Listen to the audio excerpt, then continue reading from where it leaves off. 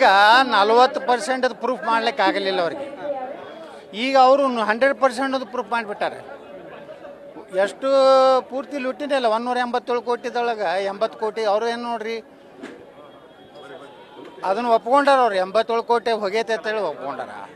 ಇನ್ನೂ ಭಾಳಷ್ಟು ಹಗರಣಗಳು ಈಗ ಇನ್ನೂ ಬರ್ತವೆ. ಇನ್ನು ನಾಳೆ ಮೂಡಾದು ಬರ್ತದೆ.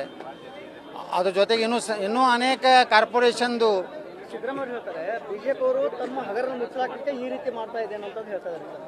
ಕಾಂಗ್ರೆಸ್ನವರು ನಾ ಕೇಳ್ತೀನಿ, ನೀವು ಇಟ್ಟು ದಿವಸ ಯಾಕೆ ಇವೆಲ್ಲ ಎನ್ಕ್ವೈರಿಗೆ ಹಾಕಲಿಲ್ಲ SITಗೆ? ನೀವು ಅಧಿಕಾರಕ್ಕೆ ಬಂದ ಕೂಡಲೇ ಎಲ್ಲನೂ SITಗೆ ಹಾಕ್ತೀನಿ ಅಂದಿದ್ರಿ, ತನಿಖೆ ಮಾಡ್ತೀನಿ ಅಂದಿದ್ರಿ. ಈಗ ಯಾಕೆ ಹಾಕಿದ್ರಿ?